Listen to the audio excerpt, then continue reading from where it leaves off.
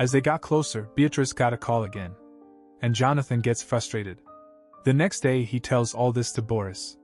And Boris started making fun of him. Then they both see Cairo, who is coming from the jungle. Unsatisfied with the last night, Jonathan was looking at her very carefully. He asked Cairo, "Don't you feel scared to come from the jungle?" Cairo's answer was that I am the scariest thing in those jungles. Jonathan started laughing when he heard this. In the school, Winnie drops her books. Boris knew that she did this on purpose. So he asks Winnie, "Tell me, what do you want?" Winnie was deliberately teasing Boris. Cairo also saw this.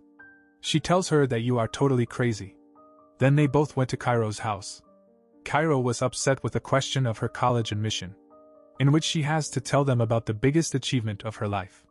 They both discussed a lot of things, but none of them were unique. Then Winnie said that you have an affair with your teacher, and then write something about it.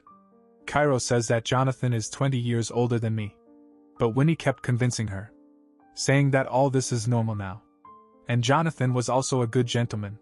Perfect for Cairo's first time. Winnie started talking about Jonathan in front of Cairo. How he sees Cairo in the class.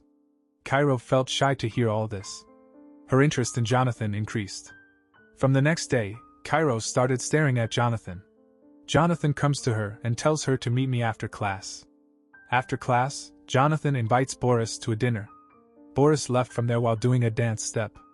After his departure, Jonathan started trying that step. And then Cairo comes there. They both laughed and put this thing aside. Jonathan was so impressed with a paragraph written by Cairo that he remembers that whole verse to verse. Cairo also saw that he paid attention to her paragraph and was happy. Jonathan wanted Cairo to write a short story in the style of her favorite author. If she does this, Jonathan will give her full marks in midterm. Cairo agreed immediately. She told Jonathan that I have also read your book. Cairo also remembered many lines of his book verse to verse like Jonathan. Jonathan was also impressed to see this. He invites Cairo to a place this weekend, where he will discuss about her assignment. At night, Jonathan and his wife went to dinner. Here Winnie comes to take his order. Beatrice asked Jonathan, that is she the same girl whom you are talking about?